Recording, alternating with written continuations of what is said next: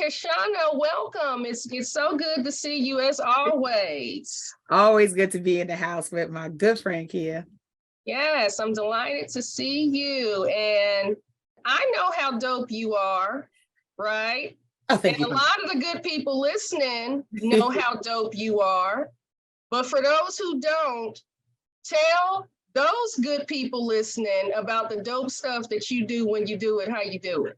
You know, I'm still young enough to blush, right? Yes. So I am, I was thinking about this the other day, Kia, because as you and I have talked about, we evolve over time, right? We have young people, we're about to be investors, so we have to keep growing into who we're going to be next. That's right. It occurred to me I spend most of my time helping people to have better relationships at work. And so at the end of the day, foundationally, I'm a relationship coach, but I work on helping folks have better relationships at work and really have come to ensuring that you get to lead the life you love, you get to have the career or business you love, and you get to be healthy AF while doing it. And I get to work with amazing everyday leaders across all manner of organizations and companies on becoming better leaders, doing it through a wellness lens and enjoying what they do, Absolutely. That's changed. When I first started my company, I was doing a whole other set of things. And over time, I started to see these recurring themes on what we were really struggling with and what we weren't talking about. And, one of the things that I saw, particularly for Black women, was that we weren't talking except in hushed whispers about our health. And we weren't talking about the fact that sometimes we weren't kind to each other. Forget the folk out there. We weren't kind to each other. Right. And you can't be kind to others if you're not kind to yourself. And so how do we start thinking about that differently? And that's how I started really getting into and approaching my leadership practice, and then thinking about performance, and then thinking about what does it mean to perform? And I found my way to the thing that we do best as career fundraisers, right? Is relationships. So that's where I am today. Yeah, and you do it really, really well. And you and I have talked about working in the sector and how it's not so kind to us. And it's just refreshing to see, how when you talk about the things that you do that you're so gifted and skilled in, and the things that you love, how you're smiling. Right? It's like there's liberation behind that smile. You know what I'm saying? Yes, there is. There's liberation there. And that's such a beautiful place to be. It is such a gift. And I think it doesn't come without some tests, right? And so many of us have had a test or 2 or 3 or 55. But what do we learn from that test, and how are we able to navigate? And sometimes the creator, will tap you on the shoulder one time. And if you don't get the test, then you get a little push, and then all of a sudden you get mushed, and then you get a thump. And I would like to stop getting to the thump portion of the program, I really would. And so I think, what does it mean, particularly as a Black woman in our sector, to stop getting the thump, to hear the careless whisper, and know that it is time for you to do a different thing, or it is time to firmly into your thing, right? And that to me has been the level of curiosity that I bring to my work, and then also being unafraid to share where it's just been hard, or where I just was not my best, or where I just tripped all over my shoelaces and had to figure it out or couldn't figure it out.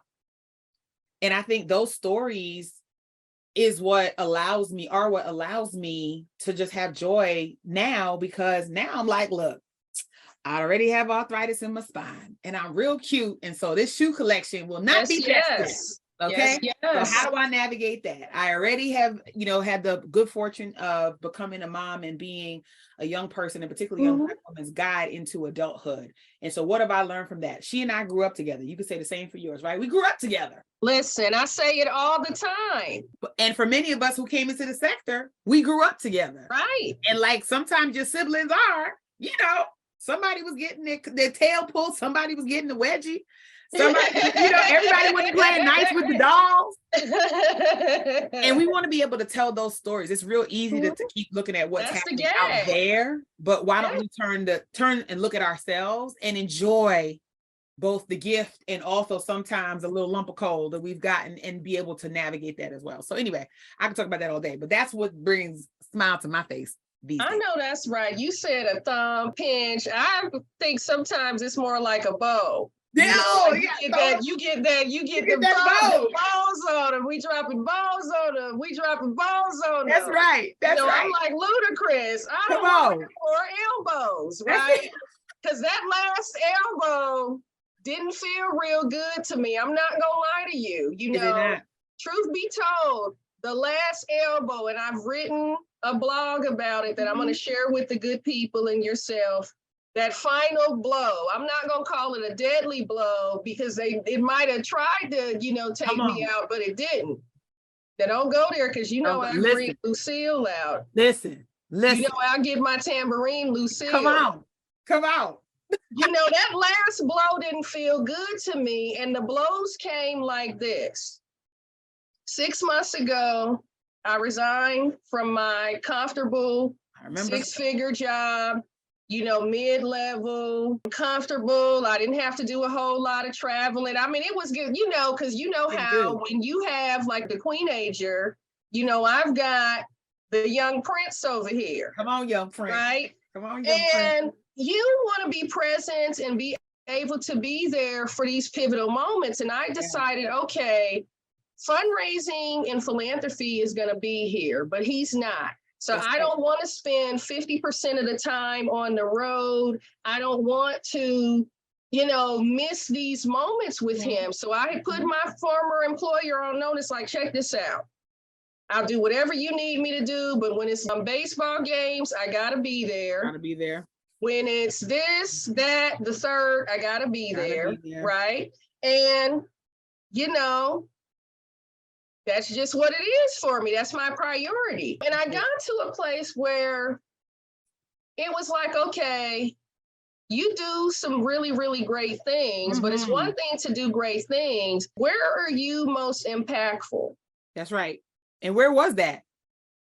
Where it is working with organizations, primarily Black and Brown led serving organizations that are fighting these structural inequities that we all know. I'm not even going to blame all the isms and every ism, right? All the isms, right? And helping them to overcome barriers to funding, helping them to, where they want to shape and mold and test and, add or modify program elements, helping them to do that. And I'm going to digress parenthetically for a moment and share how I came to know this about myself, right? So I resigned from my job, just went rogue, great resignation. You know what happens to people like you and I, people will be in your LinkedIn box and we got this great opportunity. Ooh. Like, okay, I just left a great opportunity. I don't know if I want another one, but how great really is it? That's right. And I've literally sat on Zoom and told recruiters, looked at them just like I'm looking at you and said, listen, if this is a white supremacist work culture, where they really want a Black face, but they won't give me, any agency, power, access, runway. Right. It's a hard no for me. I don't want to deal with any white supremacists, professional standards. This is what you're going to get. That's it. Hello. I'm not changing. Hello. Show them again for the good people. Hello. I'm not cutting them down. These make collard greens, potato salad, cornbread. This gets these put these babies back in place and a staff member or two. Okay? Wait a minute. This right here. And you can't say you want me to bring my authentic self, but say, well, can you get some bangs and can you cut your nails and change your nail polish and cut? No. So I've literally, I would run the recruiters back to the fields like, look, if this is a white supremacist, they say they want equity, they say they inclusive, we gonna see, right? So I entertain a consulting firm, which shall not be named, right? entertained them just to see what they were talking about. They said, we think that you would be a great member in our organization, blah, blah, blah, blah, blah. We'd love to have you have your perspective. So we get on the Zoom. It's 3 of them, it's 1 of me.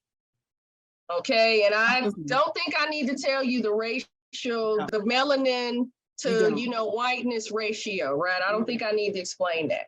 So we get on Zoom, and this was a real seminal moment for me that had already bubbled in me because I, got in those elbows, right, throughout my career, those jolts, and I'm being interviewed, and in the middle of the interview, I said to myself, and I damn near said it out loud, you're not interested in this job.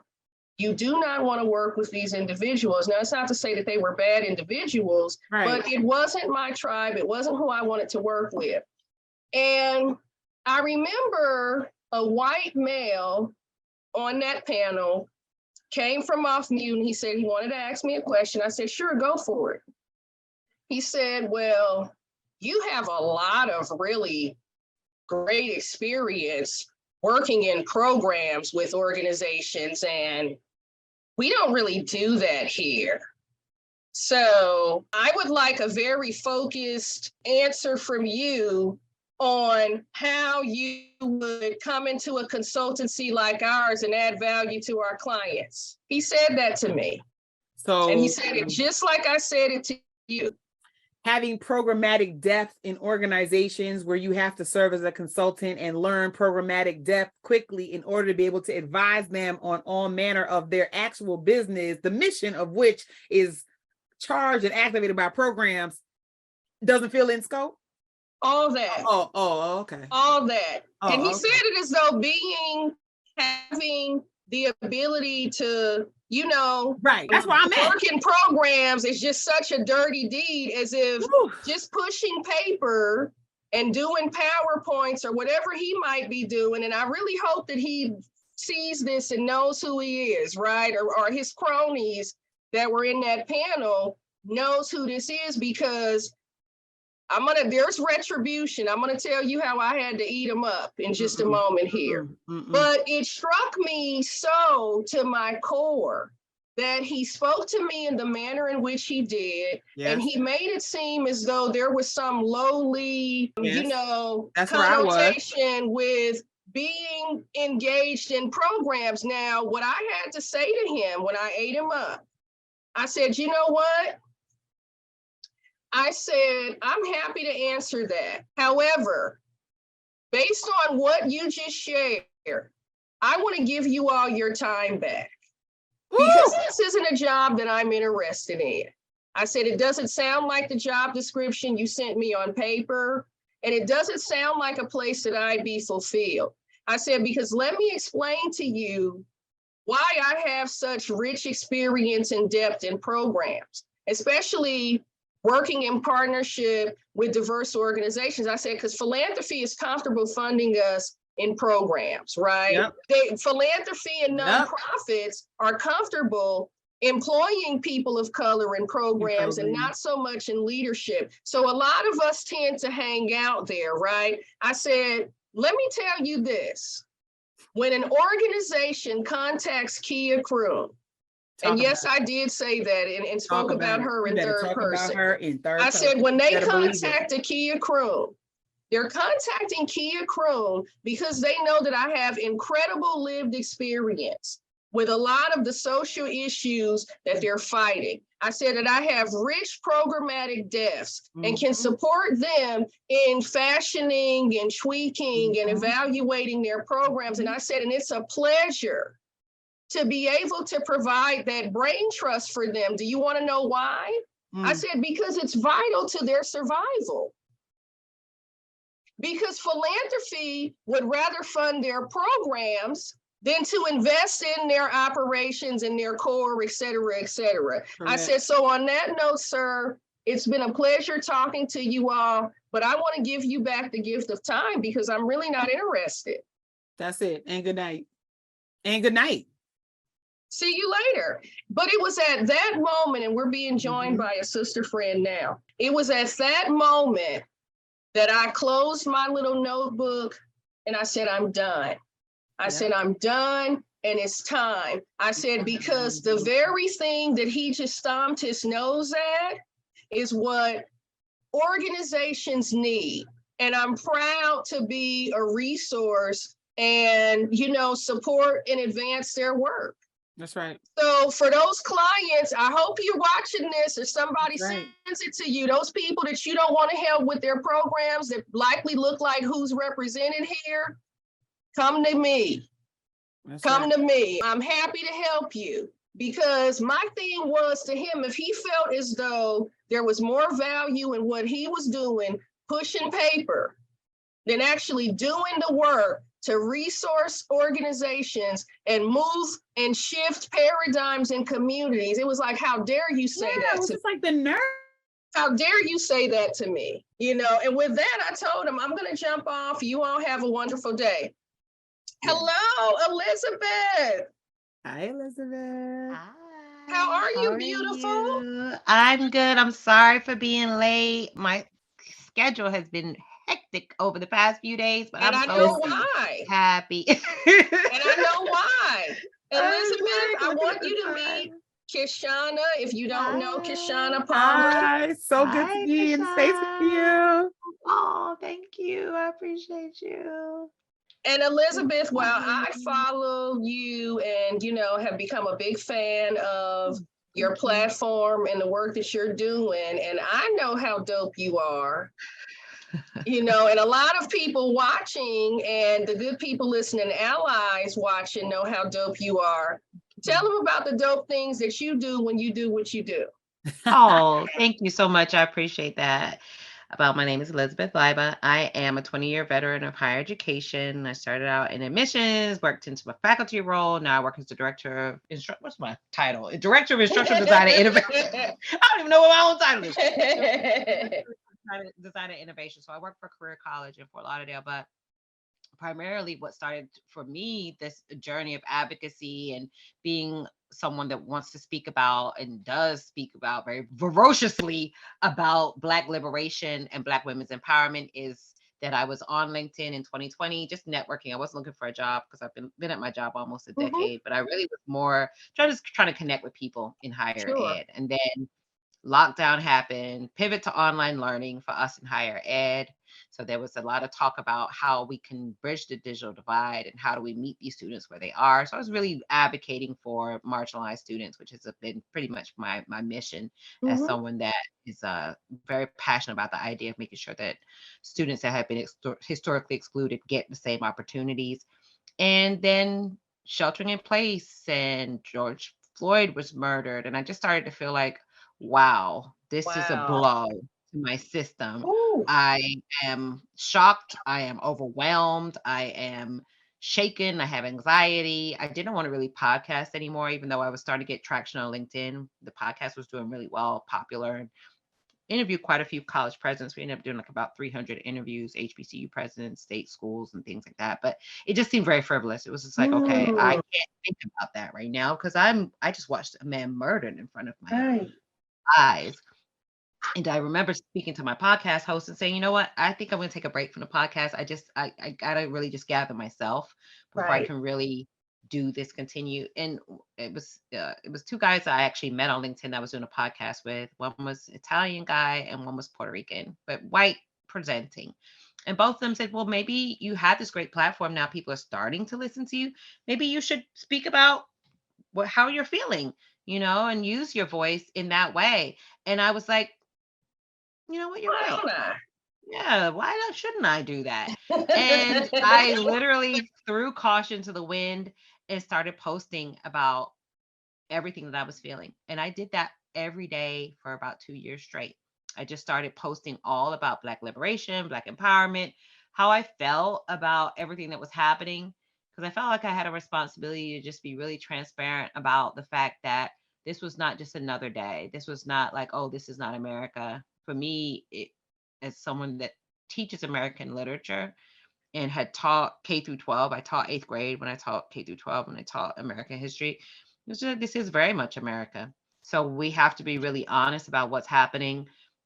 And that's really what led me to write the book, because a lot of the Black women I was speaking with were expressing just, hey, I've done everything I was supposed to do. Not only was George Floyd, someone that his life was snuffed out before time, and he was, the stereotypical things. Well, why wasn't he, this, or he should have that, or whatever the case may be, that makes people justify police brutality or crimes against Black folk, Black and brown bodies. But when you have Black women in corporate spaces that are saying, hey, I don't deserve to be mistreated. I don't deserve not to get paid when I'm supposed to get paid. I don't deserve for people to act like I don't belong here. I've done everything I was supposed to do. And that was heartbreaking to me. And I wanted to try to figure out, well, that's true. If someone is doing what they're supposed to do, and it happened to me at 19, I had a false arrest. And it was for shoplifting a $2 pack of batteries, and I had the receipt, and had to go through, just trying to clear my name and going through, doing a civil lawsuit. So it was evident that it's something that we're trying to do the right thing for us Black women, but we actually are being targeted, maybe not in as many violent ways as Black men, but definitely in as many harmful ways, in terms of just the impact of what some of these things are doing to us in corporate spaces and beyond. So that was why I wrote the book, I'm Not Yelling. The idea that a lot of Black women feel as though as soon as we step into a space, there's a target on our back. And I think a lot of women, what they told me was, well, I love some of the things you say. You're very outspoken and you say whatever, but I don't want to put a target on my back. I would be scared to do that. And I'm like, the fact that you're even saying that means you already have a target on your back. Because what are you scared to just tell the truth? And if you are saying that you have a target on your back, my thought process is, I was taught growing up, because I grew up in the east side of Fort Lauderdale, like in the hood. And it's like my mom, if me and my brother would get in a fight, if we came home and didn't say we ganged up and fought the person that tried to fight us, my mom would be like, what you coming to tell me for?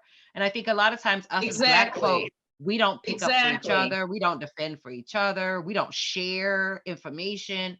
We don't fortify each other. Not the information hoarders. That can preach by itself. Okay, we just talked about that when we at the beginning, Kira. I was talking about, we like to talk a lot about the things that are happening out there, and they are true and they are harmful. Yeah, they are. We do not talk about enough the things that are happening in here. Yes. Right? Because that was control that. Pause for a minute and bring Dr. Janice into the conversation, because that could preach all by itself, couldn't it? Dr. Janice, we know how dope you are when telling people listening how dope you are when you do the dope stuff that you do when you do it.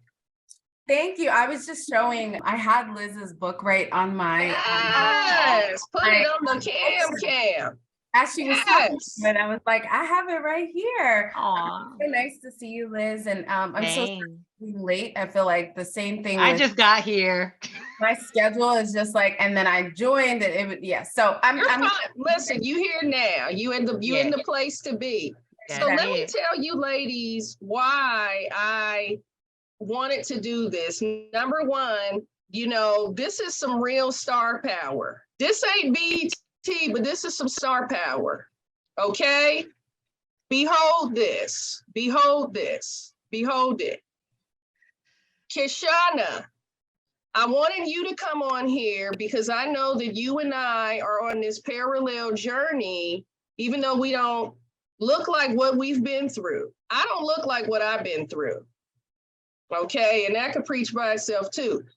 This journey, I always say, don't let this good skin fool you. Okay? Listen, this journey of having, the nest is getting ready to become empty. The queenager is getting ready to leave the nest. The young Prince Akeem in the other room is getting ready to leave the nest. So I wanted to bring you on here. Not only do you contribute so much professionally, but just knowing that you're working amid that, because this walk has, it's bittersweet in a way, right? Elizabeth, I wanted to bring you on because you've written this book and you do all of this wonderful education and advocacy, like you described, for Black liberation and advocacy of Black and brown people and professionals and rebukes against, these white supremacist professional standards. And I thought that was, noteworthy and deserved a celebration. Dr. Janice, I know that you are getting ready to do this big TED Talk. I pay attention to what be on my social media, y'all. I might not be saying nothing. I might like and be, doing about my day, but I'm in your business, listening to what you say. And I thought, you know what, with all that these women are doing, what's something that I can do, right? Just to send a hug, just to say hi. So I sent you, the package. I hope you all received your package. And I got to be honest, I don't know what enemy in hell was trying to not let me be great, but I want to share this testimony, and I want you all to chime in. I sent you some goodies because I've announced that I launched a curated gift box line called Blequity Brands. And Blequity Brands is all about promoting self-care and elevating Black and brown brands. So every item in the box is handcrafted or manufactured by a Black, brown, Indigenous, or even an LGBTQIA vendor, right? And I'm going to be, sending gifts, bearing gifts and celebrating people. And I invite people to stay on the website, shop with me, because when you make a purchase for Blequity Brands, you're promoting economic justice for these unsung vendors, but you're also supporting Black-led social change, because a big part of my platform is supporting and resourcing Black-led social change. So with that, did you all receive your goodies? I hope you did. I haven't checked my mailbox yet this week, so if it must have came this week, because I don't have it. Yeah. Okay, I hope it did. In any event, I'd ask that you not open it. You're going to open it in a moment. But can I just share with you just real quick, who wouldn't let me be great? I sent you those items not in the box that I intended, because my box manufacturer had screwed it up, didn't get it to me in time, but I said, you know what? Sometimes we let perfect be the enemy of good. I'm not gonna just not do what I said I was gonna do. So all that means is that when my new boxes come, I'm just gonna send y'all something else so you can get the full effect of what that gifting experience looks like. And I'm saying this, good people, and I want you to hear from these lovely ladies. Sometimes when you've got that idea, you just gotta move with it. Worry about the packaging or the website or the this and the that, the later. Sometimes you just got to move with that ideal and that option. And like you said, Elizabeth, throw caution to the winds. And that's what I did. So I invite you to open it. I hope that you can use, and put to use those products. Those products actually are all manufactured by Black women, right? Share what's in the box, Kishshana. Share what's in the box. Okay, if I can just do show and tell. First of all, gifts Black. Gifts of my love language, one of two, acts of service of the other. So both by getting things I need and also gifting it to me. All the gentlemen who are trying to win my love, I just want you to know, step one. Yes. Okay. My good girlfriend should not treat me better than you all trying to get in. Pay attention. Okay, here we are. So first we have Settle Down Lavender Essential Oil. And I just want y'all to see that. Hold on, let me can y'all see it? Okay. Black woman owned. Black woman owned by Seriously Shay out of Las Vegas. And then I want y'all to know, ooh, and I got a lemon lavender scrub. Wait a minute. Can y'all see it? Hold on. Yes. Lavender. Come on, lavender body scrub. This is going to be for tonight before I go out dancing with a potential gentleman. An unnamed beau. Potential unnamed. He's going to be in my dating pins this week, though. That's going to be fine. And then a candle that is of the delicious and delectable strawberry delights. Black woman owned. Beautiful. And then let's let Elizabeth share in some of her excitement. Say what's some of yours, because I could just keep going. These are so good. Well, y'all know I'm greedy. So the first thing I picked out, and I have not ate lunch yet.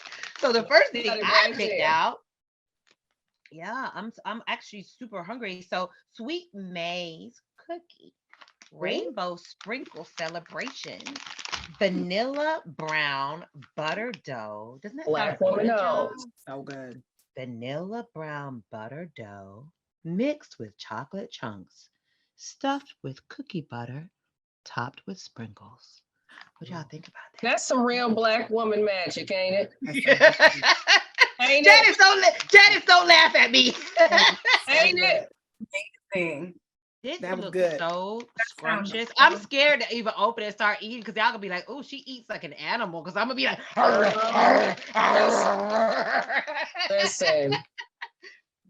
Listen, these are all, and you know, you've got the same, I sent you all the same things. These are all Black women manufactured, produced, each one of them. Oh my gosh, these are, and you could here's the thing about this too. Black women, it's like we always, and it's this trope that sometimes we don't like, the fact that we always come with everything like on point, so together, so beautiful. We always are Black girl magic personified excellence. But even looking at this, I'm like, this is just so adorable. Like everything we do, it's like we always bring that extra little oomph that just lets you know we're not playing. You're not here for games. We don't. And I love how personalized and how intentional each of these is. Even when you think about lemon lavender, I've gotten very much into like essential oils. Girl, talk about it. Oh my gosh. I'm just so into this idea that a lot of the time, and this is also something that's very Black centric, Afro centric, the diaspora. A lot of times we have not necessarily leaned into the natural, herbal, generational. I see Janice nodding, because there's certain things that we know from our diaspora and from our culture that are good for us. When you think about cocoa butter or shea butter, lavender, and these essential oils and candles and everything that we do that's a part of our historical and traditional healing that we have either forgotten or never knew, didn't lean into. So even this idea of lavender essential oil, I have gotten very much into that now because I was suffering from PTSD and have had a hard time staying asleep. So what I started to do recently is take my diffuser and put some essential oil, some lavender essential oil. And do y'all know that I've started to sleep through the night just from just having the diffuser on and using so this is like now like a godsend. This is like liberation in a bottle. Because when you think about essential oils. Rest, what did I write on that note? I wrote a note to each of you. Ooh, rest. Yeah, thank you for sending these to us. Rest. Yes. What did I say? Please remember to, and not only did you say, please remember to rest, you underline rest 3 times. So that lets you know. And with this underline and emphasize here. I saw it here. I was like, oh, what you need me to do is rest, huh? Yeah, rest. Because and then not only was it underlined, and then the period is almost like it's a period mark, but it almost wants to say period. Period. Because it's like rest. It's resilience. Yes. It's resilience. What else is in the box now, Elizabeth? What else you got? This is the key to my heart right here as a writer. There's nothing I like more as a writer than a good pen. I take pens and like literally I become obsessed with them because I'm like, oh, this pen write good. And then it's like, if I don't have that pen to write a note, it could be write down somebody's phone number. I'm like, I don't care. I need that pen. So this has become that pen. Like we got that girl, that song. This is that pen. Look at it. This is a pen for a queen. I can put this pen on my head right now. Listen, diamonds are forever. Yes. This reflects me. What you say, Dr. Janice? Oh, I love a good pen. Right? See, Dr. Janice is an educator like me. So you know, an educator, we love a pen. We got to write a little feedback. Right. Yes, Mark. I'm gonna have to get Dr. Janice some red ones, huh? Yes, Dr. Janice, this is it for our educator. We stay on a good pen now. Key to my heart right here. Oh, and post it. Oh my God. You just try. We're trademarking those. Those are inclusion notes. You try to just make me fall in love with you right now. Those are inclusion notes. It's pending trademark with it. That's right. That's right. You better go on and trademark that thing. You better show them. The post-it note that is Black theme.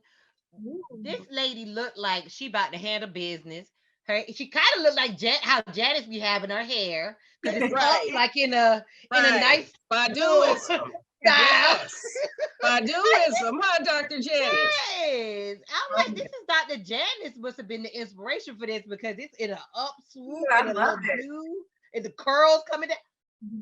I'm in love with this. This is like, I could just sit here and bask in this glory right now, because everything in this package reflects how I'm feeling in this moment. Like I love that. To be pampered and loved. So I appreciate That's right. This is beautiful. This came right on time. Janice, you better go check your mail. I know. You better get your mail. I was about to say that, like, Janice, Dr. Janice, did you tell the good people about, what you're doing? Did we hear from you? No, because I'm a late bird, but I just do.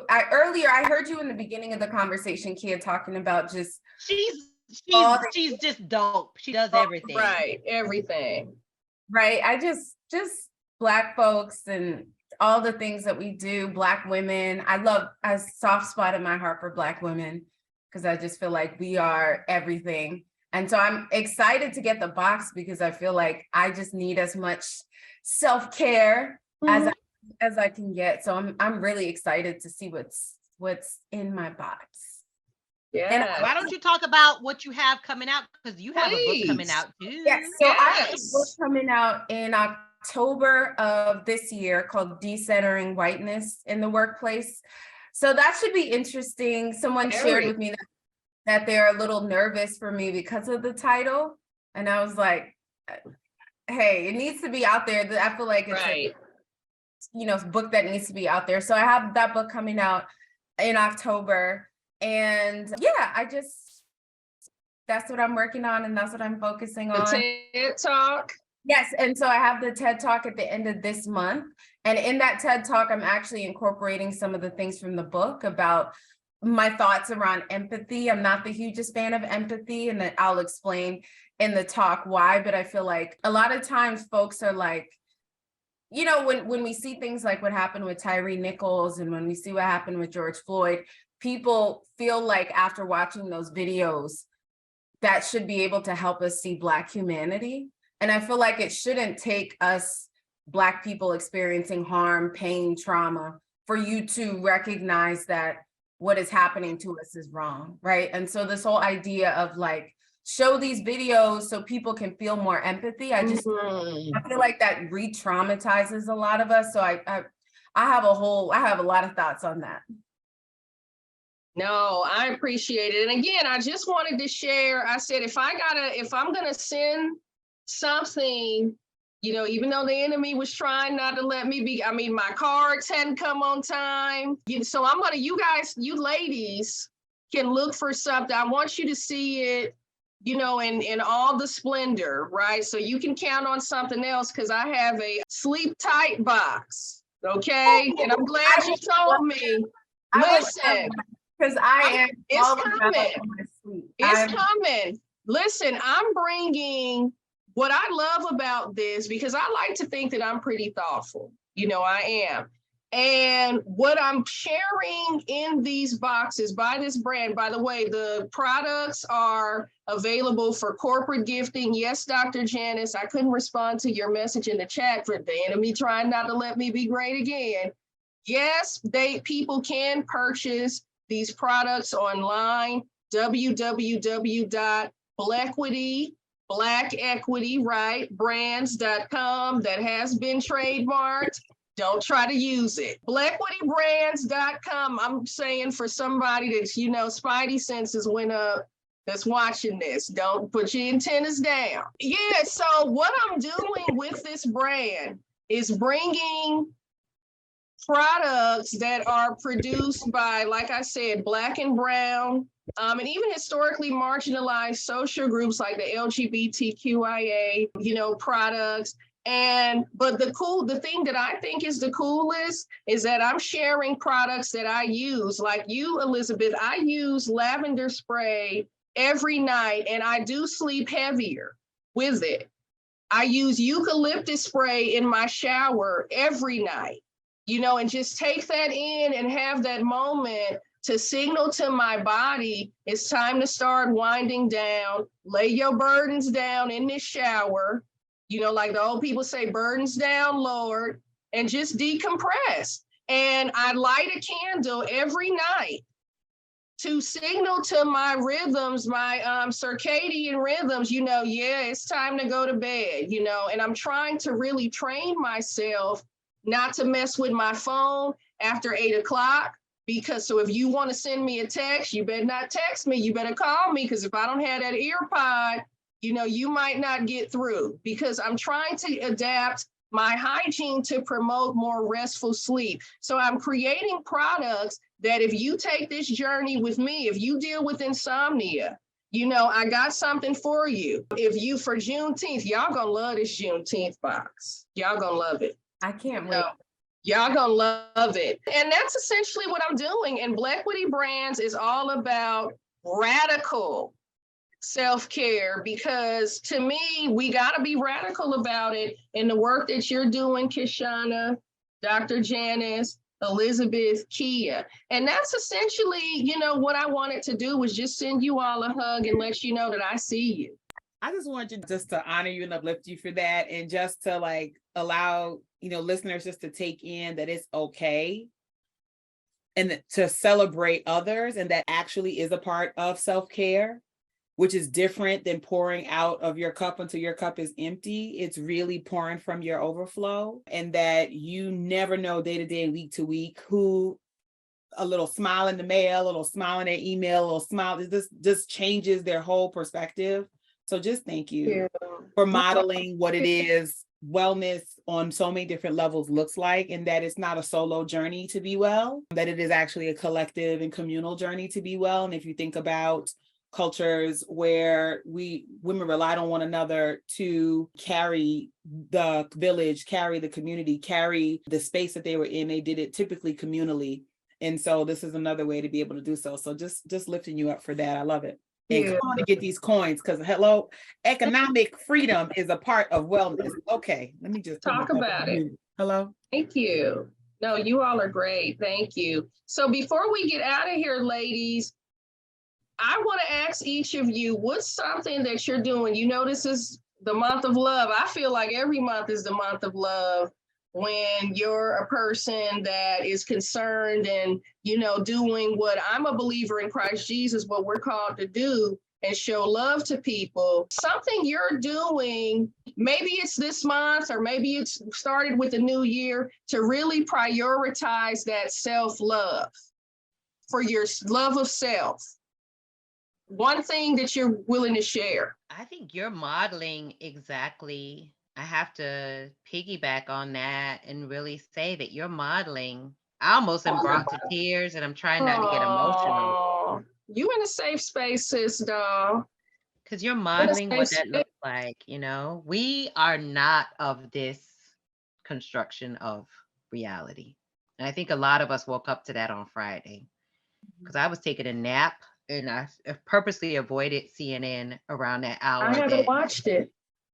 It's awful, because I think I did my most best to avoid it, because they said, and that was another thing that was triggering.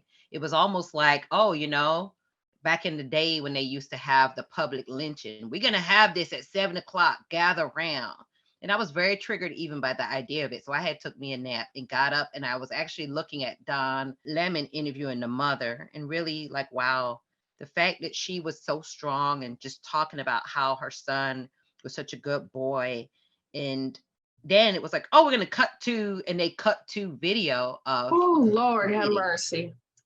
And I said, I didn't sign up for this. And then it was like, I was just like, in horror. And I think that for a lot of us, we go through life like trying to do the right thing, trying to almost align ourselves. And this is why I say about those young boys, sometimes you try to align yourself with power, and power corrupts. Power can make you go in a frenzy. People get addicted to power. And when people were like, how did those boys do that? I said, same way y'all young boys are traumatized and go into school and shoot up children, because our young men could have trauma too. It doesn't excuse it, but it shows that there's almost a lack of ability to understand that our children can act unhinged. So this is coming right at the right time to model this idea of love, to model this idea that as community, we've always turned into each other. We haven't modeled the dominant or the majority culture, because that is not what our culture is about. Our culture is about this. That's right. Our culture is love. Our culture is giving. Our culture is Ubuntu. They took that away from us when they kidnapped our ancestors and brought them to the Western Hemisphere, where none of us don't have no business here. Because if you have African roots in your DNA, even light, dark, brown, we all are from the motherland. Even those that's non-melanated, they are also from there. So what you're doing is so powerful, in that it shows just the power of us as community. We don't have to know each other, have seen each other, but we watch each other, we care for each other, we pour into each other. And that is where our power lies, not in begging a person that already is hurting us to hurt us less. It's in pouring into each other and giving each other more. Because if I give you, then that gives me. And even this right here has blessed me in this short amount of time. So imagine if we did this all the time, how blessed we would all be. Amen. And how powerful we would all be. So I am just so grateful for even considering me to be a part of this, because this has blessed me beyond measure. So amen. I'm full from that. Thank you. Thank you so much. Genuinely. Thank you. I'm tired. It's a lot. It's a lot. I don't know, Kia, when you ask this question, I don't know if I do enough to pour into myself. I'm sure there could be more that I could be doing, but I feel like I love what the box represents, and it's just a reminder. I feel a lot of us Black women are spread too thin, we're exhausted, we're tired, we're being pulled in a million different directions, and we don't spend enough time just focusing on ourselves and doing for ourselves. So I think the box is just reminding me to think about, what am I doing for myself this week? Because honestly, I can't really think of anything. But I've been telling myself for months I want to get a massage, but I just haven't gotten one because I feel like I'm too busy. But the Soothe app, Dr. Janice, they come to the house. They come to, wait a minute, don't say that, because they're not sponsoring this podcast. So y'all, they're not underwriting this enterprise. Okay, you all need to support this enterprise. Thank you. Exactly. traveling massage is what I would say. I need an in-house massage therapist. Yeah. Hello. Today for self-care, I'm gonna order some food, because I feel like sometimes when I'm just overwhelmed cooking, I feel like I don't want to cook. One more thing. Like, I'm gonna get some I love sweet plantains, sweet fried plantains. So I'm gonna get, there's a place that sells it. I'm gonna get some of those. I'm gonna get some shrimp. I'm gonna have some. Exactly. Yes. That's it. I love it. Yes. Kish. Yeah, I think, so one of the things that I'm really big on is being able to say what is self-maintenance and what is self-care. And for me, I have a pretty extensive self-maintenance practice. And that's everything, y'all, from making sure my locks are twisted, to my nails are done, to the brows are done, the lashes is on, like I just like the skincare. You see what I'm saying? Yes, popping. That's maintenance for me. Getting stretched every week is maintenance for me, because I have arthritis in my spine. Getting massage for me is maintenance, because that allows me to be able to wear my shoe game is serious, y'all. Y'all need to come to my house. I know. Okay. But care is a different thing. And my nutritionist said to me this week, because I've released quite a bit of weight over the last 12 months. She said, stop focusing on what's left to release and focus on protecting the weight that you have lost. And that reframe to me was like, wait, So this month, my charge to myself is 10 minutes each day. That's it. 10 minutes each day. Move my body. I do Pilates most days, but move my body outside of my workouts. 10 minutes of silence, 10 minutes of reading, 10 minutes of non-screen time, 10 minutes of fresh air, just 10 minutes for myself. Because I can do the micro things, but every time I try to do this like big, huge, I'm going to fast and then I'm going to go ahead and juice, and then after I juice, then I'm going to turn around and go hard 70. No, go soft. Who's doing that 75 hard anyhow? Go soft. That's right.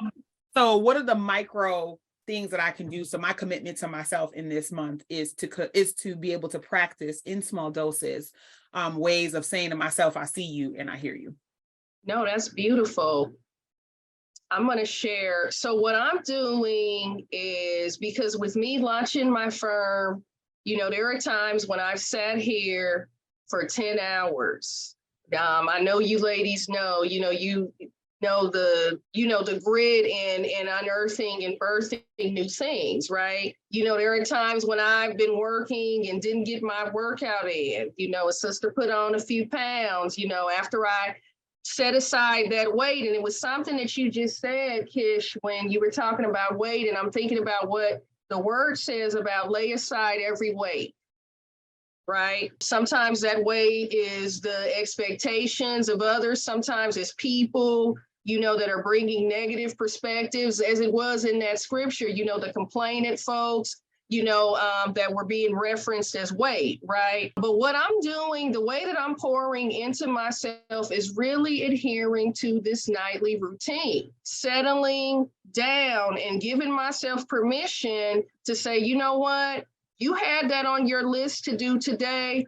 You can shift it to another day this week. Grab that shower, spray that eucalyptus, take that in, light those candles, spend some time, doing some reading or decompressing. I found YouTube video, that had me knocked out like a baby over there the other day. I woke up and it was just instrumental, and I think they were playing the first Noel. Whatever they were playing, they had lulled me to sleep. So just really practicing what I preach, because not too long ago, I almost had to go to the emergency room because I was so exhausted. I hadn't slept. I was sleep deprived. I've shared with people that, I shared with Kish that there's a young man that's now living with my son and I, one of his classmates, won't get all into his business, but, he didn't see eye to eye with some decisions his mother made, which I understand, right? And it was determined he couldn't live there no more. So guess where he's living? Right here, and I'm grateful. It's like I have two sons that are graduating from high school, but it means it's double the meals. It means that it's double the lunch fare sometimes. It's double the DoorDash and double the basketball games. And as I sit here now, I'm really not well. I've been fighting a bug this week, but I wasn't gonna not go through with this production, but just essentially practicing what I preach and encourage other people to do, being prioritizing themselves and taking care of themselves, because we only get one, and I'm not trying to go out on no stroke or nothing else. I got to take care of my temple, and that's it. Before we leave, is it anything you ladies want to say to the audience before we blow out of here? There's a lot of love and healing that can come from being in community. So I would say try to look for ways to and find people that nourish you. That might be your family, that might not be your family. That's right. Find those people that nourish you and find multiple ways to just for them to pour into you and for you to pour into them, and just be in community. Love that. Anybody else? I sure appreciate you taking the time to hang out and be a part of this with me. This has definitely been a week of new endeavors for me, and I'm celebrating that. I'm incredibly proud of that. Yeah, and I'm really proud of, what we're all doing respectively and in the spirit of community. And on that note, for the good people listening, I hope you enjoyed this production. You can shop Blackwitty Brands at blackwittybrands.com. You can visit my website, kiakroom.com/shop, and see what I've got in store, literally. And I hope that you find something there that promotes rest, peace of mind, and relaxation and radical self-care. And with that, we're out of here. And until next time, stay tuned, stay down, and keep your head up.